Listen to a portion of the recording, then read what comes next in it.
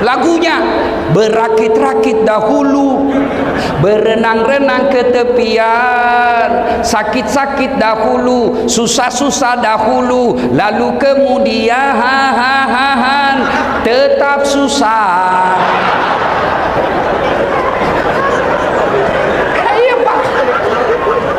Waduh, Pak Kapolda, Pak Jenderal, saya ketemu security di hotel.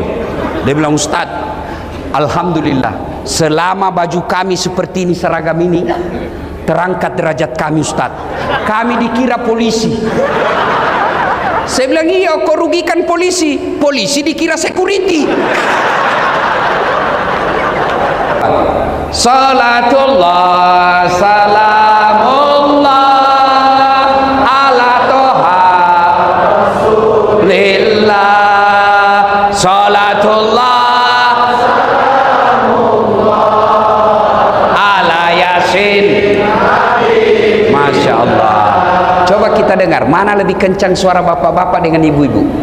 Bisa? Ah, bapak-bapak diam, ibu-ibu dulu. Ayo ibu, jangan mau kalah sama suara laki-laki bu. Ayo. Salatullah mullah ala toha.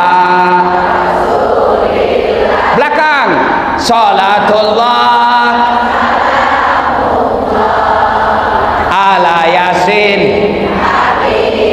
Masya Allah. Ibu diam, nilainya 8,5.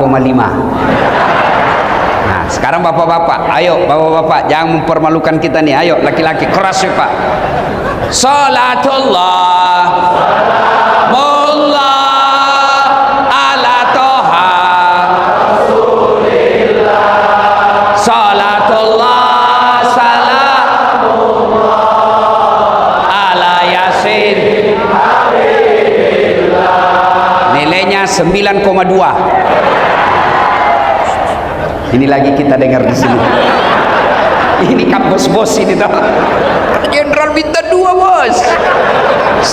Tenang-tenang, kita dengar ini ya. Ayo Pak Jenderal. Ayo Pak Guru ya. Ayo. Salatullah ala toha. Salatullah ala yasin. Nilainya 9,9.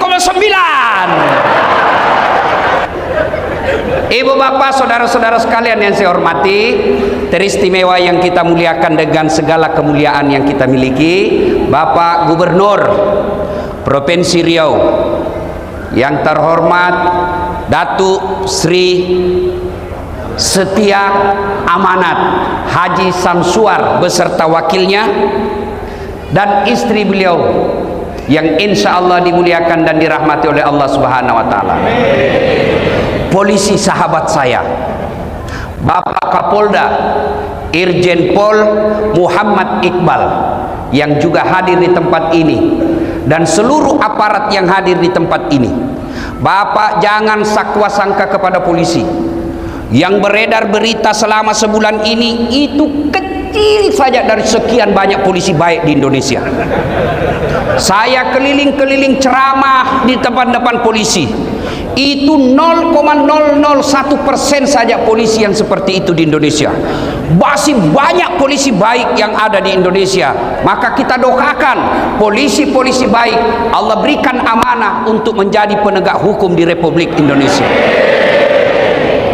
Bapak dan Rem beserta keluarga, Bapak Kapolres Tabes beserta seluruh aparat yang hadir, alim ulama yang hadir, anggota DPR ada hadir? Ada hadir anggota DPR?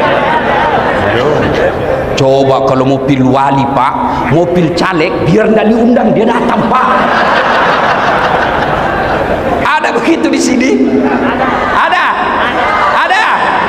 Kau salah, kenapa kau pilih? Dan hadirin dan hadirat yang insya Allah dimuliakan dan dirahmati oleh Allah Subhanahu wa Ta'ala. Satu kali di Madinah, Pak Gubernur, sangat panas. Itu bapak-bapak, saya baru pulang umroh dua hari yang lalu. Kemarin saya tiba Madinah. Panasnya waktu saya di sana 40 sampai 41 derajat. Bayangkan panasnya, Pak. Saya langsung ingat kisah ini. Bagaimana dulu Nabi. Sekarang Madinah, Makkah panas, kita masih bisa masuk rumah yang ada AC-nya. Zaman itu tidak ada AC. Rumah tidak ada tembok seperti ini. Rumahnya pelepah daun kurma. Nabi pada saat itu di Madinah sangat panas. Begitu panasnya, hampir tidak ada yang keluar rumah. Semua bernaung depan rumahnya, takut sengatan matahari. Tiba-tiba keluar rumah seorang manusia, berlari-lari kecil. Kenapa lari-lari kecil? Panas. Saya memang langsung ingat ini cerita. Saya dari masjid hotel, dari hotel saya nginap, itu tidak sampai 100 meter ke Masjid Nabawi. Panasnya, saya pun lari-lari. Ini sahabat juga lari-lari. Ternyata menuju ke masjid, tak lain adalah Abu Bakar As-Siddiq. Selang beberapa saat, keluar lagi seorang manusia, juga berlari-lari kecil, takut juga sengatan matahari. Tak lain adalah Umar bin Khattab. Masuk ke masjid. Jangan bayangkan Masjid Nabawi seperti sekarang ya. Masuk masjid. Umar mengucapkan salam. Assalamualaikum warahmatullahi wabarakatuh. Ini salamnya orang Islam. Jangan kau reparasi, jangan kau permak-permak. Ini ada mahasiswa saya turun dari mobil, dia lihat saya langsung dia bilang, Ustadz, Assalamualaikum. Apalagi itu Assalamualaikum? Assalamualaikum. Ada juga aswabar. Apa aswabar? Assalamualaikum warahmatullahi wabarakatuh. Lain kalau WhatsApp, ya kan enak sekarang tuh WhatsApp. Kalau malas tulir Assalamualaikum warahmatullahi wabarakatuh panjang, ada stiker. Yang penting tidak usah ku ganti-ganti. Tidak usah kita orang Islam bilang selamat pagi, biarlah agama lain yang mengucapkan selamat pagi. Kita hormati kalau dia bilang selamat pagi Ustadz, kita bilang juga pagi, ya. Nah, lari-lari kecil lalu Umar berkata, Abu Bakar, tidak biasanya kau siang-siang begini di masjid, ada apa? Abu Bakar berkata, saya panas mas bro. Jangan lagi ku cari di buku mas bro, ini bahasa dasar. Kira-kira Pak Gubernur ditanya sama Kapolda. Kata Pak Umar, tidak biasa siang-siang kau di sini, ada apa? Abu Bakar menjawab, saya panas di rumah, maka saya datang di sini. Saya panas dan lapar, daripada saya cuma panas lapar, mending saya datang di masjid. Begitu sampai di masjid, lapar, saya berdoa kepada Allah Subhanahu wa taala. Lalu Abu Bakar juga bertanya, kau ya, kenapa kau juga ada siang-siang begini?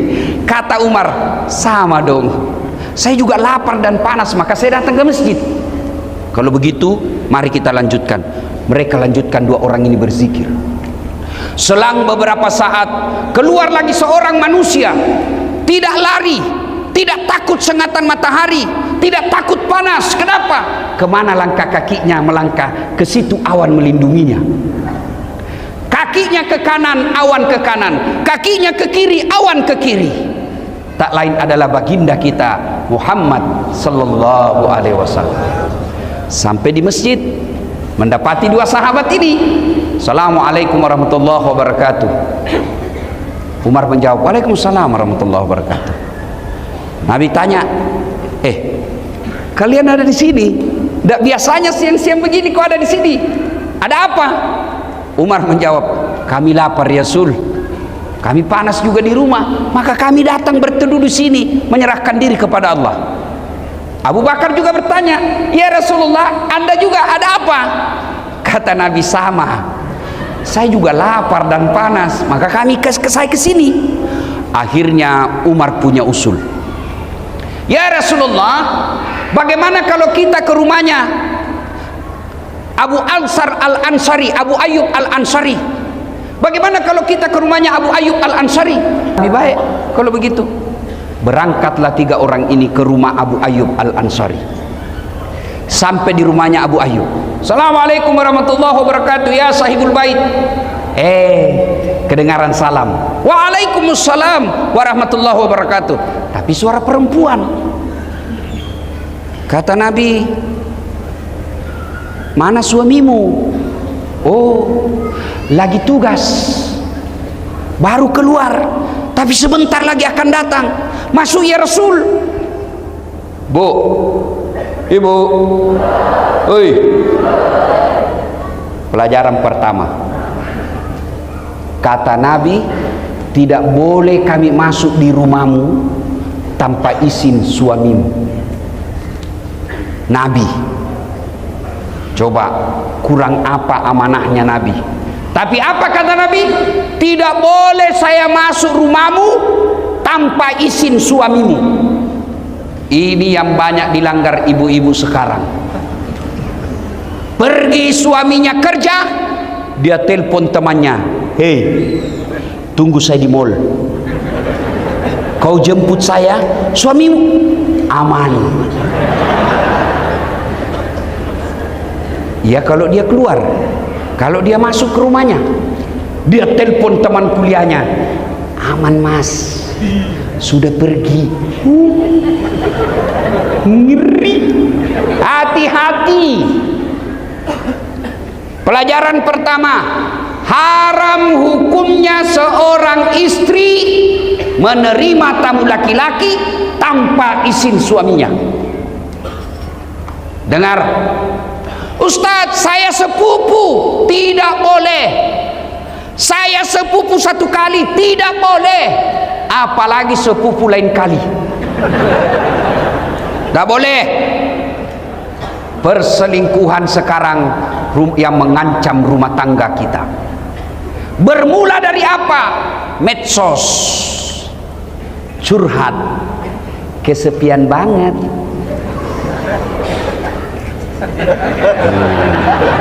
Hati-hati, Bu. Suaminya seorang ASN, ditugaskan gubernur ke Jakarta pendidikan 1 minggu. Istrinya mulai update status, kesepian banget. Oh, langsung diseleding temannya, boleh juga tuh diganti. Berawal dari canda, maka jangan curhat di medsos. Bertengkar suami, jangan curhat di medsos. Ini rajin betul bermedsos, baru bangun medsos. Bagus kalau statusnya doa, bagus kalau statusnya amar ma'ruf nahi mungkar. Ini statusnya pertengkaran rumah tangganya. Andai ku tahu kau begini, tak ku terima lamaranmu. Apalagi tak ku terima nasodu 2 anakmu. Lanjut kisah. Lalu Nabi berkata, kita tunggu suamimu deh. Datanglah suaminya. Gembira. Wih, alhamdulillah, alhamdulillah, kami kedatangan ya Rasulullah. Senang betul Abu Ayyub Al-Ansari. Begini orang Islam, senang didatangi ulama. Saudaraku, bumi lancang kuning, kalau kalian didatangi imam masjid, didatangi pengurus masjid yang bawa map, jangan kau kasih tahu anakmu, kasih tahu Ustadz bapak lagi keluar. Ini datang takmir masjid bawa amplop, langsung les sumbangan. Jangan. Kalau tidak punya duit untuk menyumbang pembangunan masjid, sumbanglah dengan kata-kata dan akhlak yang mulia. Sahabat Abu Ayyub Al-Ansari, pengusaha, orang kaya di Madinah, didatangi Nabi, para sahabat, beliau senang. Saudaraku didatangi ulama, senang kalian. Jangan malah datang ulama kau tidak hormati. Kau lebih hormat sama Kapolda daripada imam masjid. Kapolda ada pensiunnya, men. Beliau bintang 2, bintang 3, pasti pensiun. Ya, maka hormati ulamamu. Saya tanya saudaraku, kalian bisa paham halal haram dari ulama atau dari pejabat? Kalian tahu rukun-rukun Islam dari ulama atau dari pejabat? Kalian tahu rukun-rukun sholat dari ulama atau dari artis? Nah, kenapa sekarang kalian lebih hormat sama artis daripada sama ustadz? Wih, kalau artis datang, Masya Allah, dikasih pesawat bintang bisnis, bertiga dia. Hah? Dijemput pakai pengawalan tentara polisi, kasih hotel bintang 5. Sampai di lokasi, apa dia bawa itu artis? Alamat palsu. Kelihatan dadanya, kelihatan pahanya. Enggak juga, dikasih pegang kita, Pak. Begini saja.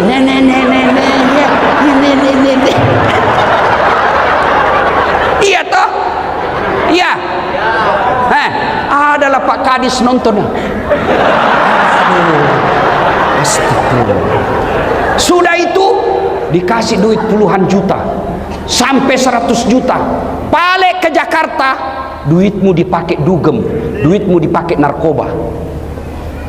Begitu kau muliakannya artis, begitu kau butuhkan penghafal Quran, kau jemput. Tidak, Grab. Jangan ketawa, saya serius ini. Datanglah kasihan Pak Ustadz, dijemput pakai motor tua pula. Nggak ada stang kakinya satu di belakang. Karena gerimis, satu mantel berdua. La haula wala. Pak Ustadz bilang, masih lama dek, lagi 4 tikungan Ustadz. Basalah kita dari bawah air, dari atas air.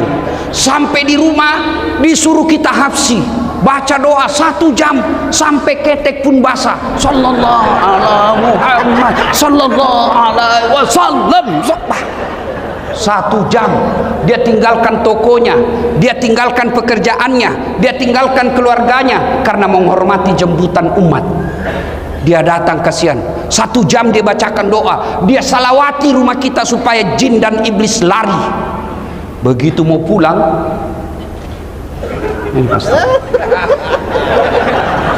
kenapa kau sembunyi? Nah, bukan uang korupsi ini.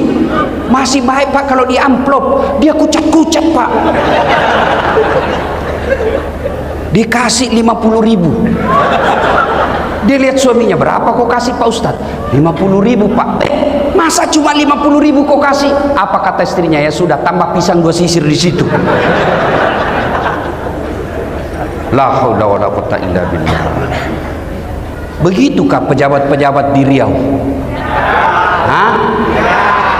Tidak. Karena kalau begitu tidak mungkin saya datang lagi di sini. Mari saudaraku, muliakan ulama. Jangan kau tuduh ulama sebagai teroris. Mana ada senjatanya ulama, kasihan. Katanya ajarannya nanti merongrong negara. La haula wala quwata illa billah. Nah, kita ini diajak saja kepada kebaikan, belum tentu dia mau ikut. Apalagi kalau mau diajak merongrong negara, tidak mungkin ada yang ikut. Maka cintai ulamamu, karena ulama, al ulama'u warisatul anbiya. Ulama adalah pewaris para nabi. Maka saya hormat dan kagum Pak Gubernur. Tidak salah-salah orang tua gubernur memberi nama Samsuar, matahari yang menyerangi. Tablik akbar dalam rangka ulang tahun Provinsi Riau diundang. Alhamdulillah, mudah-mudahan tidak ada diundang artis besok. Karena kadang-kala ada juga dicampur-campur Pak. Malam tablik akbar, besok dandutan. Putar ke kiri, putar lagi. Bingung malaikat. Yo ayo. Malam tablik tablik akbar, besok senam, ibu-ibu di depan, bapak-bapak di belakang, ibu-ibu bajunya sempit, 1 2, bapak-bapak di belakang 3. Mudah-mudahan Riau tidak deh ya. Salatullah salamullah ala toha salatullah salamullah ala yasin. Kemudian lanjut kisah. Abu Ayyub begitu senangnya didatangi Nabi. Lalu Abu Ayyub berkata, ada apa gerangan ya Rasulullah? Nabi menjawab, kami lapar di rumah, panas. Abu Bakar sama Umar bilang, kita ke rumahmu, kamu kan orang kaya. Senang dia Pak. Tenang ya Rasul, tenang. Abu Ayyub langsung masuk ke kebunnya, kurma. Dia tebang kurma, tidak tanggung-tanggung Pak. Dia ambil dengan pohonnya, bukan kormanya diambil Pak, pohonnya dia tebang, dia suruh bawa ke rumahnya. Nabi heran, apa ini Abu Ayyub? Nah kami cuma butuh buahnya. Kata Abu Ayyub, ya Rasulullah, kalau saya cuma bawa buahnya, saya tidak tahu mana yang Rasul senang. Kalau sekali saya bawa dengan pohonnya, silakan pilih, ada muda, ada matang, ada setengah matang, ada matang, silakan ya Rasul. Begitu senangnya Abu Ayyub didatangi Nabi. Tidak puas sampai di situ, Abu Ayyub kemudian menyembelih kambing yang paling segar dan sehat, dipersembahkan kepada Nabi. Yang paling baik kambingnya diambil. Maka bersedekah, jangan nanti kau tidak suka baru kasih orang. Ini ibu-ibu biasa toh? Woi, bu, woi. Itu biasa ibu-ibu bersedekah sama tetangga, dia bilang, nak, bawakan ustadz di sebelah daripada basi.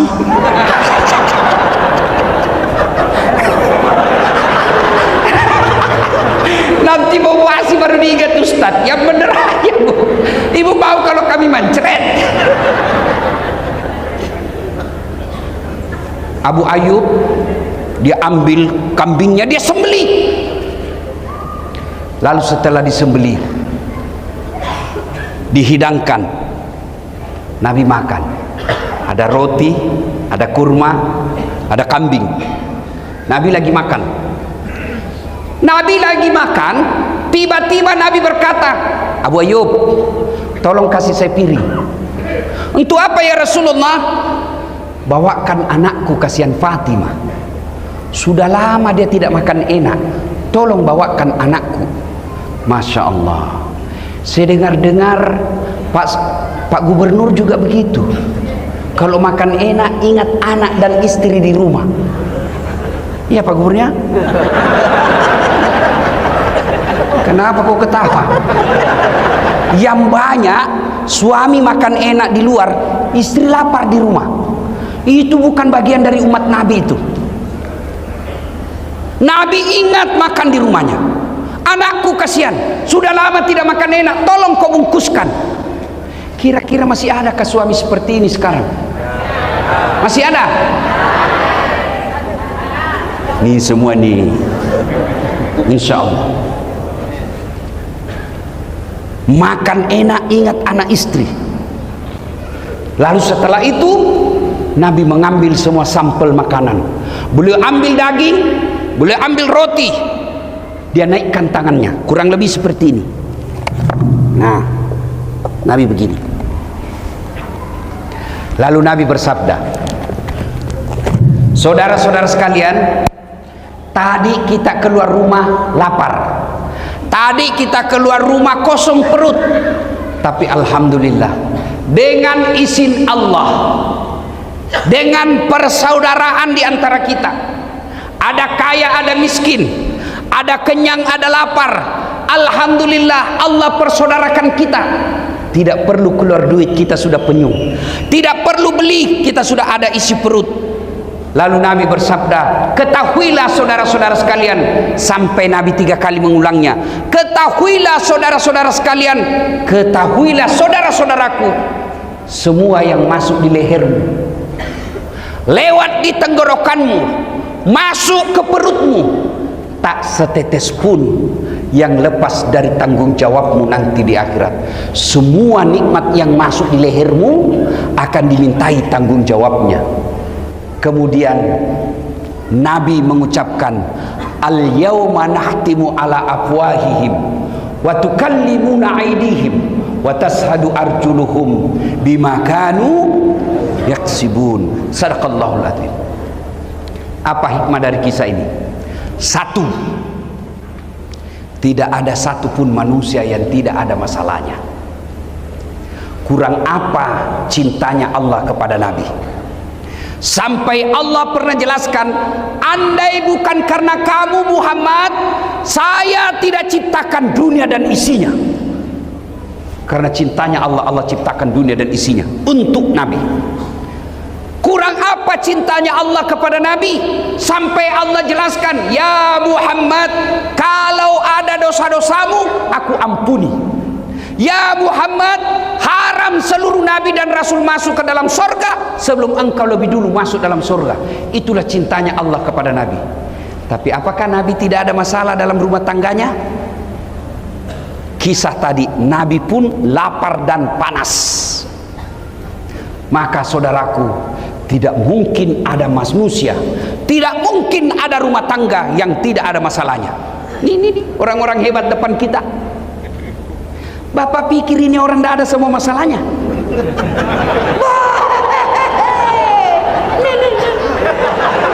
Pak Gubernur, masalah paling besar sekarang mau 2 periode.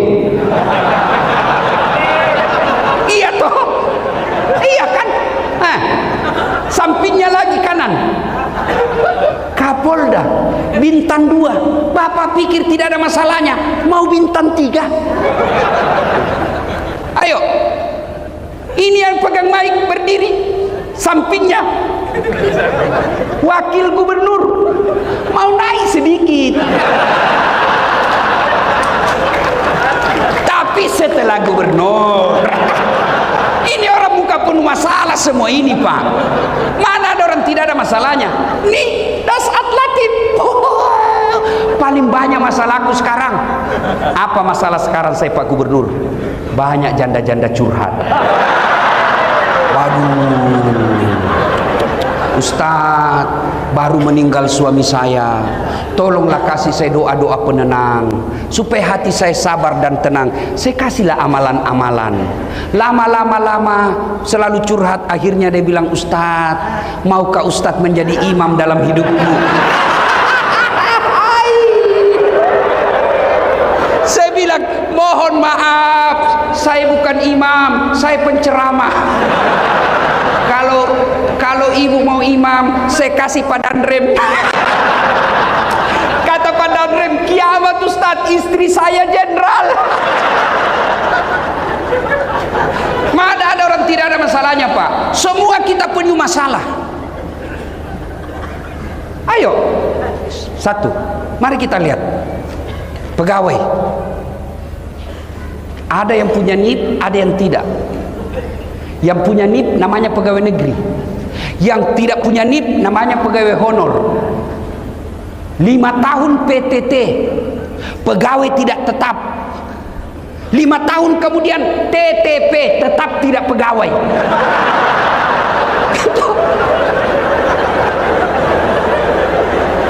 Iya toh?